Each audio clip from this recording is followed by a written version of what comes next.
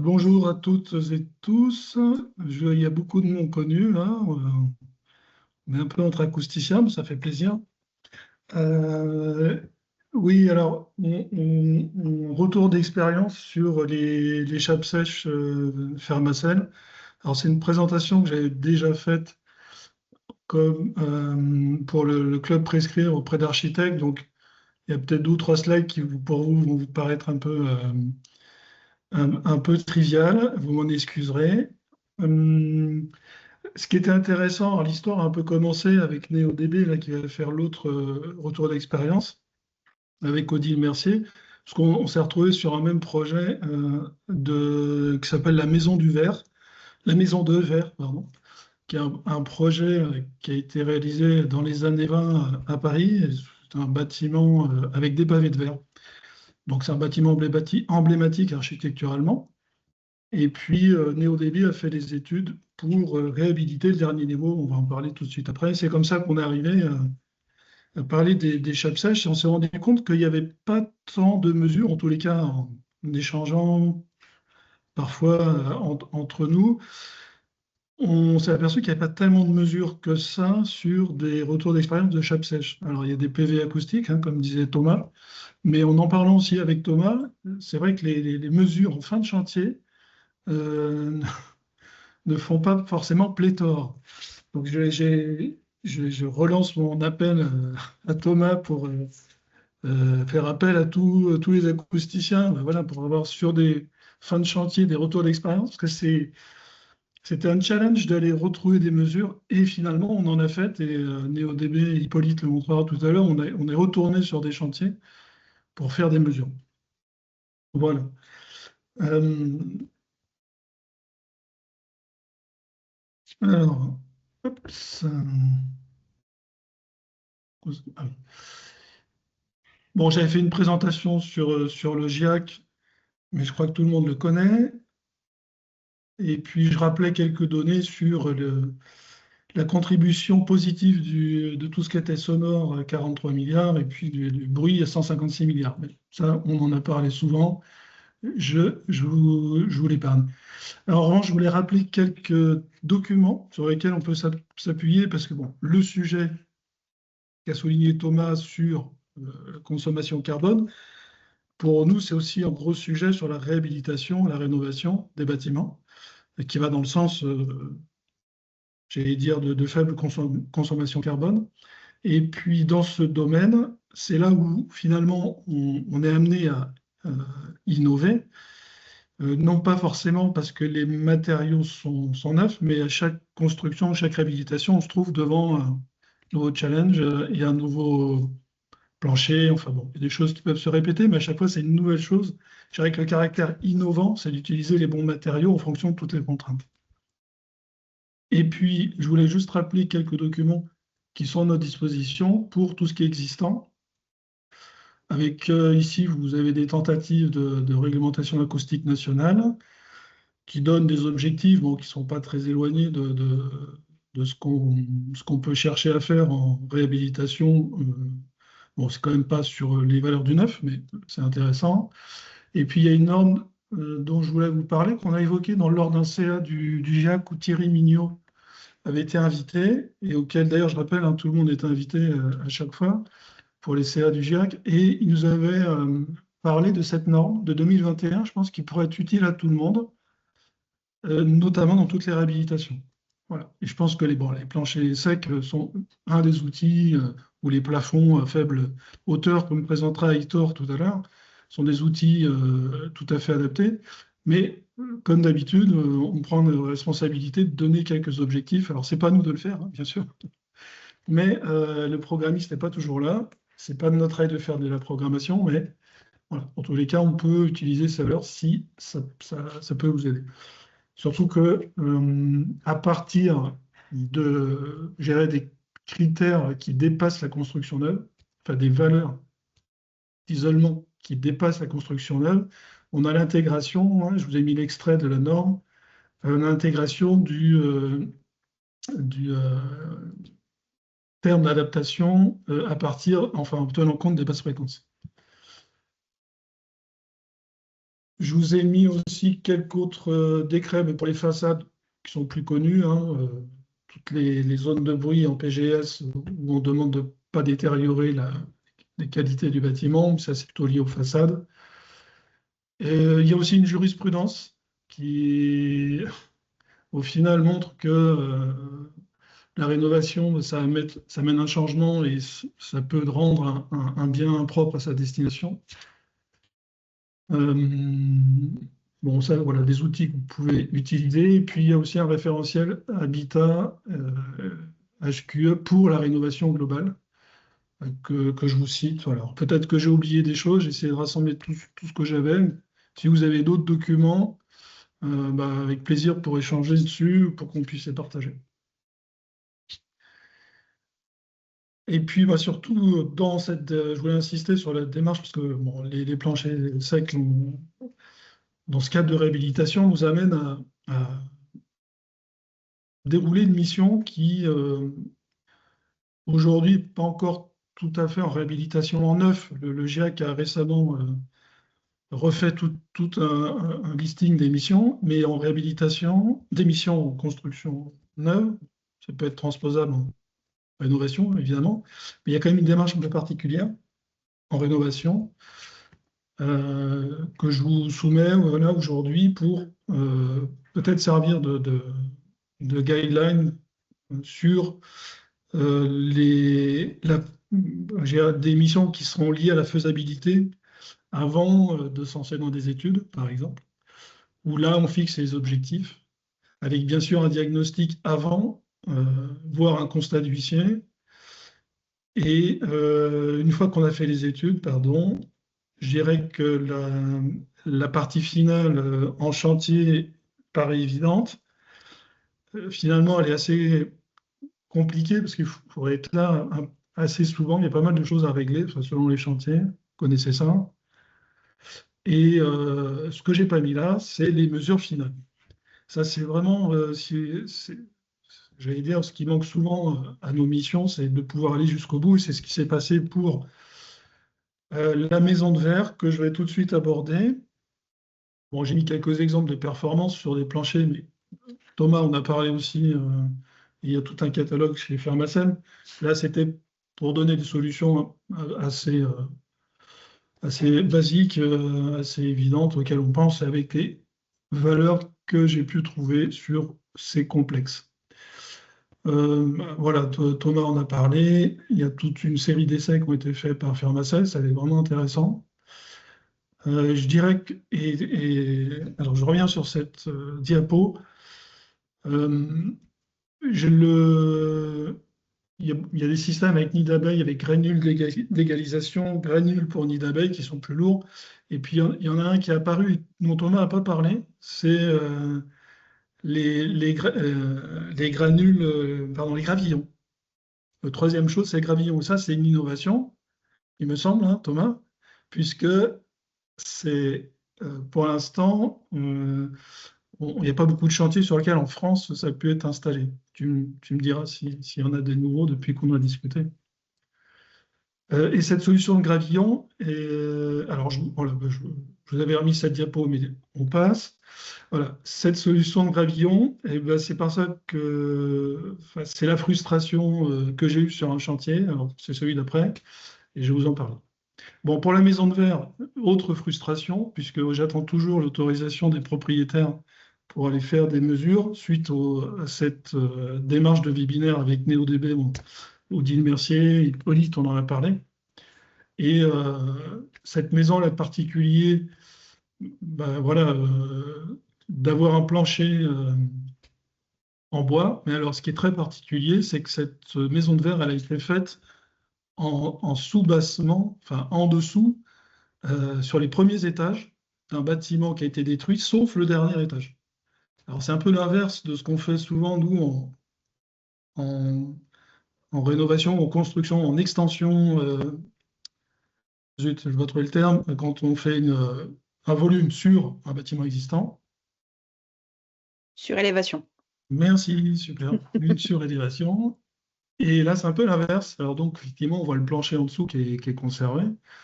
C'était un plancher solive bois, puis en dessous un plâtre sur des latis de bois. Ça, c'est extrait du rapport de NeoDB qui montre aussi les différents types, hein. Il y avait une partie en béton, mais tous les autres, c'était en bois. Et finalement, tout a été mis à nu. Il ne restait plus que les solides. Là-dessus, c'était la préconisation de NeoDB. On en a parlé, c'est un nid d'abeille avec des plaques de plâtre et de la laine minérale sur un fond USB.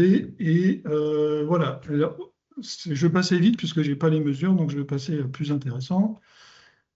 Pour la maison 14 de Arthur Architecte. Alors, c'est un projet qui est une villa dans le 14e, pas loin d'Enfer Rochereau, qui était une villa particulière. C'était un appartement, enfin voilà, un seul propriétaire, un seul habitant.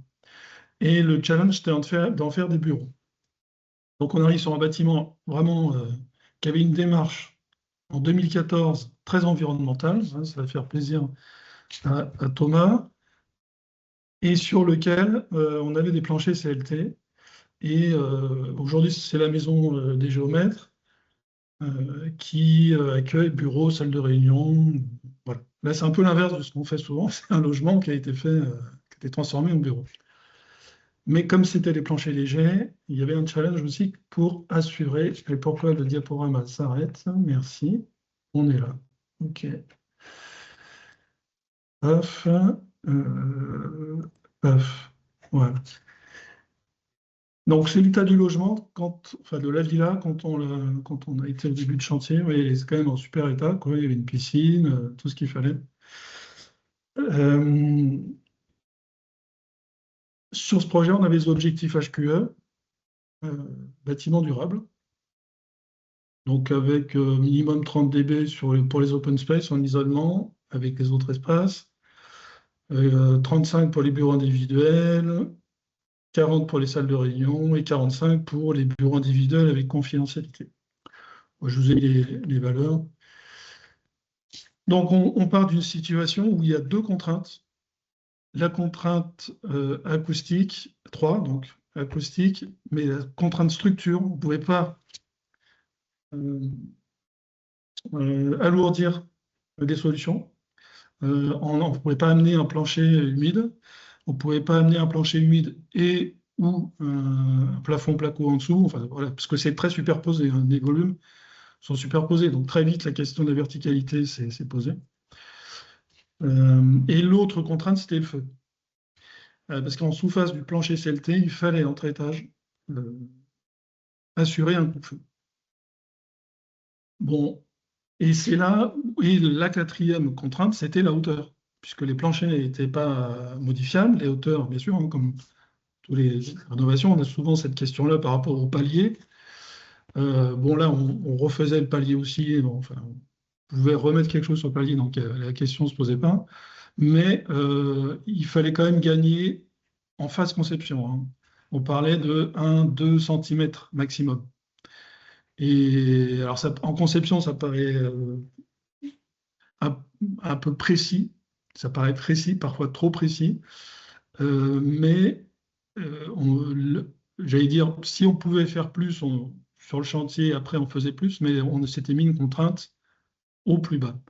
Et c'est là où Thomas nous a parlé de la solution Gravillon, donc tu me corrigeras Thomas si je me trompe, c'est effectivement du granulé, mais avec un liant qui alourdit les choses, mais qui garde une élasticité, pour faire schématique.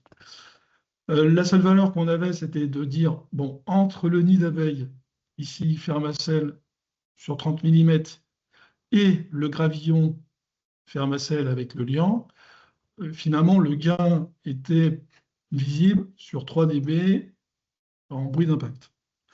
Bon, on dit ça va dans le bon sens. Après, c'est une valeur laboratoire. Sur le chantier, ce n'est pas forcément une évidence, mais on se dit on va aller dans le bon sens, on va aller dans ce sens-là. Donc, on a réduit. En revanche, le choix aussi qui a été fait, c'est la valeur sur 30 mm. Et nous, on travaillait sur 10 mm. Donc, on allait chercher une solution vers laquelle on n'avait pas forcément toutes les données. Bon. Mais ça allait dans le bon sens. Donc, de toute façon, on était tellement contraints que on a mis tout ce qu'on pouvait. On ne pouvait pas mettre de produits masse lourde parce que bon, pour le feu, c'était pas possible. Et puis, je vous donne la coupe. Voilà comment ça a terminé. Et c'est terminé aujourd'hui, là, on a fait les mesures il y a 2 semaines. Il y a un flocage qui est en dessous le CLT, qui peut poser question, mais bon, qui était imposé pour le coupe-feu, un CLT de 140, et on a pu mettre finalement la hauteur sur le chantier, et une fois qu'on y était, que tout était nettoyé, on va dire, curé. Bon, il n'y en avait pas beaucoup de curage, mais bon, ça a permis de gagner, de régler les hauteurs. Et on est parti sur finalement un fermacelle avec granules cornus d'abeilles classique. Donc on n'a pas pu mettre en place le gravillon, on n'a pas pu essayer. Donc petite frustration sur le système. Mais bon, là, comme on avait davantage de données sur le 30 mm nid d'abeilles, on est parti là-dessus. Avec une particularité, on a aussi créé une lambourde sur la hauteur de la chape pour travailler sur la transmission latérale également. Un peu sur le principe que Thomas a évoqué, en faisant simplement une coupure, mais on a été plus loin, effectivement, séparant les chapes. Alors, suspense, qu'est-ce que ça a donné? Alors, je vais m'intéresser qu'à 2 valeurs, c'est en superposition. On avait un open space qui faisait une trentaine de mètres carrés, et puis le bureau du président juste en dessous. Avec ce système, on a obtenu un résultat in situ au DNTA de 59 dB. Et l'autre superposition, c'est entre un plateau, je crois un peu moins de 30 mètres carrés, c'est 25 mètres carrés, et une salle de réunion qui était en dessous, donc qui était un volume assez grand. On obtient 58 dB, donc c'est des valeurs assez proches. Et en bruit d'impact, on a des valeurs proches aussi. Pareil, entre l'open space et le bureau du président, on a 52 dB de transmission. Et entre le plateau et la salle de réunion, R5, R4, on a 50 dB. Alors, je vous ai mis les courbes, justement, ce qui est intéressant. Alors, c'est conforme, bravo. On est très fort, mais on a un peu. Enfin bon. Ce qui nous inquiétait, c'était le fait d'avoir ce flocage et finalement d'avoir un plénum qui était uniquement dédié à l'absorption. Et on a été tenté de vouloir mettre des plaques de BA13 dans certaines salles, mais ça passait pas au niveau poids. Voilà. Donc, toute contrainte mise bout à bout. Ça, je vous ai mis le plan. Ce qui est intéressant, c'est de regarder les deux courbes un peu à la fois. Alors, à gauche, la transmission verticale en bruit aérien. À droite, pour le bruit de choc. Et si on regarde les courbes, je vais aller d'une diapo à l'autre. Excusez-moi, j'aurais mieux fait de mettre les deux ensemble. Les deux bruits aériens. C'est qu'on a comment dire, un comportement du plancher en bruit aérien qui est assez, j'allais dire, homogène. Enfin, bon, la courbe de référence, c'est une courbe de référence, mais on se rapproche d'un comportement assez homogène sur ce qu'on attend d'un isolement idéal.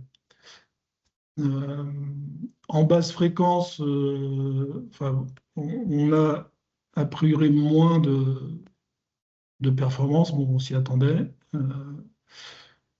Sur le plan fréquentiel, j'allais dire, bon, les objectifs étaient liés à la voix, il n'y avait pas de lieu sonorisé sauf en bas, mais là on était dans de la structure béton, donc bon, ça remplit l'objectif. Et pour les bruits d'impact, on est sur ce que je vous ai pas dit, oui. C'est ça qui est aussi un peu frustrant, c'est qu'on n'a pas pu faire les mesures sans la moquette. On est arrivé pour faire enfin, pour que les conditions soient bien réunies pour faire les mesures. On était presque en phase finition et la moquette était mise. Bref, donc les résultats qu'on a là, c'est quand même avec la moquette, hein. Je dis ça pour les bruits d'impact, puisqu'on voit la courbe là, qui chute très rapidement à partir de 250. Donc, zut. Ouais. Et là, on a le même comportement d'un étage. Ça, c'est R3, R2, R5, R4. Alors, on voit que ça. Donc, je pense que l'effet de la moquette, bien sûr, est important. On, on n'arrive pas, on peut pas distinguer si on avait que la chape sèche. Voilà. Donc, Thomas, il faut qu'on refasse des essais quelque part, je pense. Oui, mais Voilà. j'en ai d'autres. D'accord, bon, avec plaisir. Voilà, c'est le retour d'expérience sur ce projet avec un complexe qui était un peu particulier, contraint par acoustique, feu, hauteur et poids. Voilà. Je vais passer la parole à Hippolyte. Je ne sais pas s'il y avait des questions. Merci beaucoup, Nicolas. Oui, il y a une question de Brice Boumedienne qui voulait savoir comment était mis en œuvre le flocage. Est-ce qu'il y a un treillis type Oui, Nergalto? oui. Bonjour, Brice. Oui, un ergalto, effectivement, pour que le flocage puisse tenir. Tout à fait. Et deuxième question, est-ce que les performances d'isolation du FAD ont été estimées? Est-ce que vous avez un retour d'expérience à ce propos? Je n'ai pas compris du Fab. Le FAD Ah, Ecofond, le fade. le FADE, pardon. Ouais, excuse-moi. En fait, l'apport dans l'isolement du fade, c'est ça? Parce que là, en absorption, le fade euh, fonctionne pas dans toutes les fréquences. Enfin, on a le résultat de temps de réverbération. Est-ce que c'était sur les temps de réverbération la question, ou plutôt sur l'isolement? Brice, vous pouvez activer votre micro si vous voulez répondre par oral. Oui, je me demandais, bonjour, je me demandais juste si, si on avait des mesures de delta R Ah, pour de le propagation fade? fade. Non. Non, Non? mais on n'avait pas compté dessus. J'allais dire de manière trop précise. On comptait en fait qu'il se comporte comme, j'allais dire, un roquefond éclat avec un DNF qui joue un rôle, oui. Mais on n'avait pas les valeurs en delta R.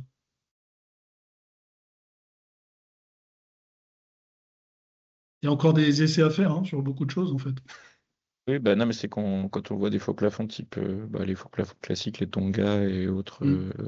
il y a déjà un delta R qui est pas négligeable, mine de rien. Oui, tout à Alors fait. que Oui. Mais là, c'est interrompu, tandis que là, le fade, il est d'un il seul est tonneau, il est continu. jointif, entre guillemets. Oui, ouais, c'est ça qui était Donc, intéressant. mais il était là juste pour la correction acoustique et en fait, il doit contribuer à l'isolation un Alors, peu en bonus, quoi.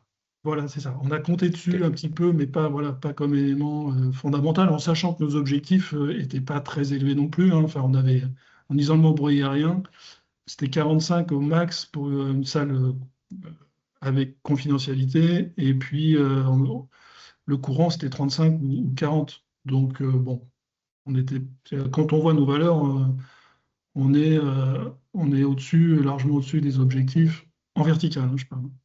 Ouais, En horizontal, on a des c'est résultats qui sont basiques, hein. c'est la mesure 6. Ouais, c'est ça. On Ouais, a ok. deux. Ouais, bah, on est quand même à Voilà. 50 dB, c'est pas mal quand même. Ok. Oui, alors, parce que le bureau de direction, on avait un peu renforcé les vitrages aussi. C'est ça qui fait la différence. Alors que par exemple, entre le patio et un bureau 1, donc patio, il y a 4 bureaux, c'est un bloc de 4 bureaux, et un bureau 1 qui fait 12 mètres carrés. On a un isolement basique, voilà, qui est même limite conforme avec tolérance. Bon, il n'y avait pas encore les canons dans les serrures, voilà. Il y avait encore 2 ou 3 bricoles qui pouvaient amener 1 ou 2 dB en plus, mais en latéral, oui, il y a des résultats qui sont basiques et d'autres qui sont vraiment performants. Donc ça répond un petit peu à la question d'Alexandre Mayen qui demandait si des points faibles avaient été identifiés pour les valeurs des NTA en horizontal.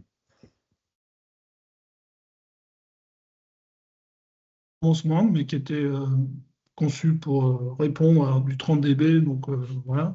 Et d'autres où on a effectivement une non-conformité là, entre le bureau du président et la salle de réunion, qui sont juste l'un à côté de l'autre.